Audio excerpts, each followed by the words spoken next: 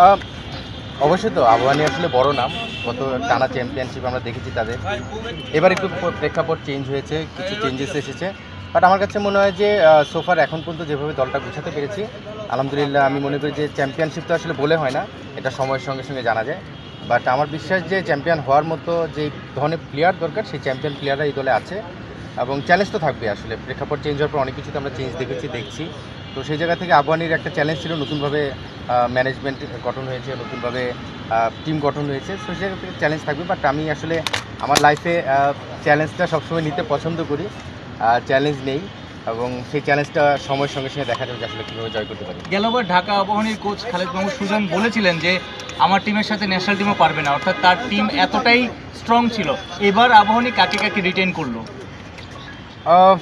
Written বলতে আমাদের গত বছরের দুই ক্যাপ্টেন আছে, শান্ত এবং মোসাদ্দেক, দুজন আছে, আফিফ আছে, Rakibul left arm spinner Rakibul আছে। আসলে আমি নামগুলো যদি ইন্ডিভিজুয়াল বলি অনেকগুলো নামই বলা যাবে, বাট গতবার কি ছিল সেটা নিয়ে আমি খুব বেশি চিন্তা করতে চাই না।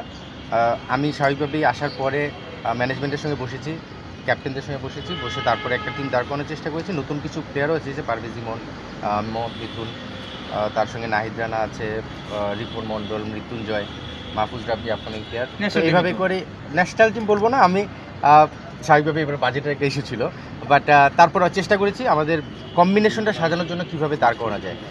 হয়তো হেভি প্লেয়ারের নাম কিছু রয়েছে, বাট আমাদের মিক্সিংটা রয়েছে, এবং আমরা যখন বেস্ট ইলেভেনটা করবো সেভাবে বেস্ট কম্বিনেশনটা দাঁড় করানোর চেষ্টা করেছি। সোফার আলহামদুলিল্লাহ ভালো অবস্থায় আছে। ন্যাশনাল টিমের এক্স ব্যাটার ক্রিকেটার, ন্যাশনাল টিমের এক্স সিলেক্টর, এখন কোচ হিসেবে আসলে চ্যালেঞ্জগুলো কি কি, মানে আপনি কতটুকু কনফিডেন্ট যে এই যে প্ল্যান করে এগিয়ে কখনো জিতবেন কখনো হারবেন, সেই প্ল্যানটা ধরে রাখা? আমি আসলে প্রিমিয়ার লিগ কিন্তু করেছি এর আগে। আমি যখন খেলা ছেড়েছি 2011-তে, তারপরে আমি প্রিমিয়ার লিগ 2 বছর আবাহনীতে করেছি। অ্যাসিস্ট্যান্ট কোচ হিসেবে শেখ জামালে করেছিলাম, অ্যাসিস্ট্যান্ট কোচ হিসেবে national league Dhaka metro head coach ছিলাম। বিপিএলও তো আমি 5 বছর করেছি অ্যাসিস্ট্যান্ট কোচ হিসেবে। তো কোচিং করার এক্সপিরিয়েন্সটা আছে, সেটার সঙ্গে এখন হেড কোচ হিসেবে হয়তো রোলটা ডিফারেন্ট হবে। আমি ফার্স্ট ক্লাসে হয়তো হেড কোচ ছিলাম, বাট প্রিমিয়ার লিগের চ্যালেঞ্জটা ডিফারেন্ট হয়, সেই চ্যালেঞ্জটা থাকবে। বাট টিমে আমার সিনিয়র প্লেয়ার রয়েছে, বাংলাদেশ টিমের ক্যাপ্টেন রয়েছে, তো আমি নিশ্চিতভাবে তাদের সঙ্গে যখন আমি এই প্ল্যানগুলো করব কাজটা অনেক সহজ হবে। বাট আমি অগ্রিম আসলে এখনই কিছু বলতে পারছি না, বাট টিম কম্বিনেশন আমার কাছে মনে হয় আমার ক্যাপ্টেন থাকাতে, মোসাদ্দেকও আবাহনীর ক্যাপ্টেন্সি করে, সো দুই ক্যাপ্টেন থাকাতে আমার মনে হয় যে সেই জায়গাটায় আমার কাজটা অনেক সহজ হবে। আর এবার বিপিএলের রানার্স আপ টিমের ক্যাপ্টেন মিথুনও আছে, সো নিশ্চিতভাবে আমাদের ওই জায়গাটা তাদের ক্যাপ্টেনদের ফিডব্যাক পেলে আমার কোচিং করার কাজটা অনেক সহজ হবে। ওয়ার্ল্ড ওয়াইড কার কোচিং দেখে আপনার ভালো লাগে, বা কোন কোচের দর্শন আপনার ফলো করেন আসলে? আমি ওইভাবে কোনো কোচের দর্শন ফলো করি বা কোচকে ফলো করি সেটা বলবো না, বাট আমাদের দেশি কোচদের মধ্যে স্বাভাবিকভাবেই সুজন ভাই, সালাউদ্দিন ভাই, সোহেল ভাই, এনারা খুব ভালো কাজ করছেন। ফাহিম স্যার খুব ভালো মোটিভেশন করেন, ইমরান স্যার রয়েছেন। তো আমাদের দেশি কোচদের এনাদের আন্ডারে আমি কিন্তু অনেক সময় নিজে প্লেয়ার হিসেবে ছিলাম, কোচিংও করেছি তাদের সঙ্গে থেকে। সো সেই জায়গা থেকে আমি আসলে বিদেশি কারো কোচিং ফিলোসফি বা দর্শন না, আমি মনে করি যে আমার নিজস্ব একটা ফিলোসফি থাকবে, আমাদের যারা করছেন তাদের নিজস্ব ফিলোসফি থাকে। আমি যখন এই কোচিংয়ের স্বপ্নটা দেখেছি 2011 পর থেকে, আমার মনে হয় আমার নিজের একটা ফিলোসফি ছিল। সময়ের সঙ্গে সঙ্গে সেটাতে একটা ব্রেক করেছিল সিলেক্টর হওয়ার কারণে 9 বছর, বাট আবার সেখানে ফিরে এসেছি আমার জায়গা থেকে, আমার ফিলোসফি এবং আমার নিজস্বভাবে আমি কোচিং করার চেষ্টা করবো। তবে সিনিয়রদের তো গাইডলাইন অবশ্যই। বিদেশি ক্রিকেটার থাকলে কি টুর্নামেন্টটা আরও কম্পিটিটিভ হতো কিনা ঢাকা প্রিমিয়ার লিগ? বিদেশি ক্রিকেটার থাকলে কম্পিটিটিভ হতো কিনা জানি, তবে এটা আমি শিওর বিদেশি ক্রিকেটার থাকলে আমাদের অনেক প্লেয়াররা না নিজেদের পারফর্ম করার সুযোগটা পায় না। আমাদের কিন্তু এখন বিদেশি যেই মানের প্লেয়ার আসতো, আমি গত কয়েক বছর দেখেছি, সেই মানের প্লেয়ারের চেয়ে আমাদের দেশি প্লেয়াররা কোয়ালিটি আসলে খারাপ না। এবং এবার কিন্তু আপনারা দেখবেন আমাদের ম্যাক্সিমাম ন্যাশনাল টিমের প্লেয়াররা কিন্তু অ্যাভেলেবেল থাকবে পুরো লিগ জুড়ে ম্যাক্সিমাম সময়টুকু। সেই জায়গা থেকে আমাদের দেশি কোয়ালিটি প্লেয়ার যারা রয়েছে তারাও যদি নিজেদের খেলাটা খেলতে পারে, বিদেশি প্লেয়ারের ওই গ্যাপটা আমি খুব বেশি ফিল করবো না আমার বিশ্বাস। হান্নান ভাই, যেটা হচ্ছে যে আপনি এখন ডিরেক্টর যখন কোচ হচ্ছে, কোচ হিসেবে জানতে চাচ্ছি চ্যাম্পিয়ন্স ট্রফিতে বাংলাদেশের কেমন সম্ভাবনা দেখেন, T20 বা বাংলাদেশ ওয়ানডে ফর্মেটে মিলাতে গেলে সমস্যা মধ্যে করতে হবে কিনা। আসলে আর একটা প্রশ্ন, যে খালেদ তার সঙ্গে হাসানের নাম শোনা, তারা দুজনকে আদৌ যাচ্ছে কিনা চ্যাম্পিয়ন্স ট্রফি নিয়ে আমি কোনো কমেন্টস করতে যাচ্ছি না, কারণ সেটা টোটালি ডিফারেন্ট একটা বিষয়। ওই আমি আসলে ডিপিএল এবং আবাহনী নিয়ে কথা বলার জন্য এখানে আসা। হান্নান ভাই, ডিপিএল নিয়ে যদি আমরা থাকি তাহলে এবার দেখলাম যে অনেক কস্ট কাটিং হচ্ছে, অনেকটা আপনি বললেন বাজেটের কিছু সমস্যা হচ্ছে প্রায় টিমে, দু একটা টিম ছাড়া।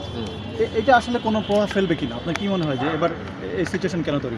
এটা প্রভাব না, আমি বলবো যে আমাদের প্লেয়াররা কিছুটা স্যাক্রিফাইস করেছে, কারণ স্বাভাবিকভাবে যেভাবে তারা টাকা পেতেন গত আসরগুলোতে বা যেভাবে কন্ট্রাক্ট হতো সেই জায়গায় প্লেয়াররাও কিছুটা কম্প্রোমাইজ করেছে, কারণ দেশের প্রেক্ষাপট আসলে আমরা সবাই জানি। সেখান থেকে আর্থিক ব্যাপারটা এবার বিপিএলেও আমরা দেখেছি সিনিয়র প্লেয়াররা প্রেসিডেন্টের সঙ্গে ফারুকের সঙ্গে মিলে একটা প্ল্যান করেছিল। ঠিক একইভাবে প্রিমিয়ার লিগেও ক্লাবগুলো এবং প্লেয়াররা সবাই যার যার থেকে একটা সমঝোতার মাধ্যমে কিন্তু আন্ডারস্ট্যান্ডিংয়ের মাধ্যমেই টিমগুলো গঠন হচ্ছে। সেখানে আমি আসলে সবাইকে ধন্যবাদ দিব যে আসলে প্লেয়ার পাশাপাশি ক্লাবগুলো যে এই অবস্থায় কিন্তু অনেক ক্লাব ব্যাকফুটে চলে যাওয়া আবার ফিরে এসেছে তাদের জায়গা থেকে বেস্ট টিম করার জন্য। সো কিছুটা তো আর্থিক সমস্যা ছিল, বাট সবার সহযোগিতায় সেটা সুন্দরভাবে কাভার করা গেছে।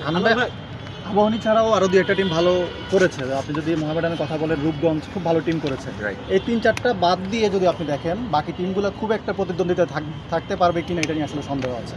আপনার কি মনে হয় এই কয়েকটা টিমের মধ্যেই কি ঘুরে ফিরে খেলাটা হবে কিনা? না, স্বাভাবিক। আপনি যদি কাগজে কলমে নামগুলো এখন আমরা সোফার সবাই জানি, এবং স্বাভাবিকভাবে আমি আবাহনীতে কাজটা গোছানো যখন শুরু করি অন্য অন্য টিমের সঙ্গে আমার কমিউনিকেশন হয়েছে, প্লেয়ারদের সঙ্গে কথা হয়েছে। বেশ কিছু ভালো টিম রয়েছে। আপনি যদি মোহামেডান বলেন, রূপগঞ্জ, প্রাইম ব্যাংক, শেখ জামাল যেটা এখন ধানমন্ডি ক্লাব, আমাদের আবাহনী, এই 5টা টিমের পাশাপাশি অগ্রণী ব্যাংকেও বেশ কিছু প্লেয়ার গিয়েছে আমি জানি। এই 6টা টিমের নাম কাগজে কলমে হয়তো আপনি সামনের দিকে উঠিয়ে আনতে পারবেন, বাট দিন শেষে সবাই কীভাবে খেলছে, ওই জায়গায় তাদের টিম পারফরমেন্সটা কেমন হচ্ছে সেগুলো বিষয় থাকে। অগ্রণী ব্যাংক এর আগে আমরা দেখেছি ভালো টিম করেও হয়তো সার্ভাইভ করতে পারেনি। আর বাকি যে টিমগুলো এগুলো আসলে বড় টিম কিন্তু সবসময়ই করে, এরা সবসময় সুপার লিগ খেলেই থাকে। তো সেই জায়গা থেকে টিম ব্যালেন্সিংয়ের জায়গা থেকে আসলে দিন শেষে মাঠে কে কেমন খেলে, আপনি যখন এই যেই টিমগুলোর নাম বললাম এই টিমগুলো যদি 11 জন সাজান তখন দেখবেন যে কোনো দল কিন্তু যে কোনো দলকে হারাতে পারে। তো সেই জায়গায় ওই দিনের খেলায় কে কাকে হারাবে এটা বলা কঠিন, বাট কাগজে কলমে বেসিক্যালি 4-5টা দল রয়েছে যাদের নাম আলাদাভাবে আপনি সামনে নিয়ে আসতে পারবেন। আনন্দ, আপনি বলছিলেন যে আপনার টিমে 2জন ক্যাপ্টেন আছে, আসলে আমাদের ক্যাপ্টেন্সি কে করবে এই সিদ্ধান্ত? এই সিদ্ধান্তটা আমরা আসলে এখনও পুরোপুরি ডিসাইড করিনি, কারণ আপনি লাস্ট ইয়ার দেখবেন শান্তও করেছে, মোসাদ্দেকও করেছে। তো প্রাথমিকভাবে কিছু আলোচনা আমার সঙ্গে হয়েছে ম্যানেজমেন্টের, এবং দুজনের সঙ্গে কথা হয়েছে। আমরা টিম করার ক্ষেত্রে এই দুজনকে মিলেই প্ল্যান করে টিমটা করেছি। ক্যাপ্টেন্সির বিষয়টা নিশ্চিতভাবেই আরেকটু সময় যাওয়ার সঙ্গে সঙ্গে আমরা এটা প্ল্যান করব, বাট এই দুজনে একজন হবে এটা আপনি নিশ্চিতভাবেই ধরে নিতে পারেন। শান্তর কিছু ইন্টারন্যাশনাল শিডিউলও থাকতে পারে, সেই বিষয়টাও মাথায় রাখতে হবে। তো সেই জায়গা থেকে আমরা আসলে ম্যানেজমেন্টের সঙ্গে ডিসাইড করি, তারপরে এটা অফিসিয়ালি ডিক্লেয়ার করবো। লাস্ট একটা প্রশ্ন, আসলে বাজেটের একটা ব্যাপার ছিল বলছিলেন, আসলে মোসাদ্দেক 12 বছর ধরে আবাহনীতে খেলছে, শান্ত অনেক ধরে খেলছে, তো সাইন করার ক্ষেত্রে লয়ালিটির ব্যাপারটা অনেকাংশে কাজ করেছে কিনা? অবশ্যই করেছে, এবং আসলে এই দুজন আপনি আবাহনীর আরও বেশ কিছু নাম হয়তো বলতে পারবেন, তারাও অনেকদিন যাবত আবাহনীর সঙ্গে ছিল, খেলছে, কিন্তু বাজেটের এই স্বল্পতার কারণেই কিন্তু আলটিমেটলি অনেককে কম্প্রোমাইজ করতে হয়েছে, মানে আমাদের ছাড়তে হয়েছে। আপনি সেই নামগুলো যদি দেখেন, লিটন বিজয় হতে পারে, নাইম শেখ হতে পারে, এরাও কিন্তু অনেকদিন যাবত এখানে খেলছে, ইভেন তাসকিন।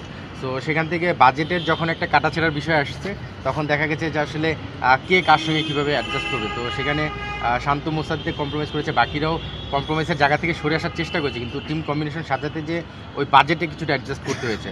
বাট আমি সেটাই বলছিলাম যে আসলে অনেকেই আমাদের প্লেয়ারদেরকেও থ্যাঙ্কস দিতে হবে, তারা সেখানে সেই লয়ালিটি বা আপনি যদি বলেন তাদের যেই মানে টিমের প্রতি একটা ফিলিংস বা ভালোবাসা সেই জায়গাটা এখানে শো করেছে। Thank you. Thank you.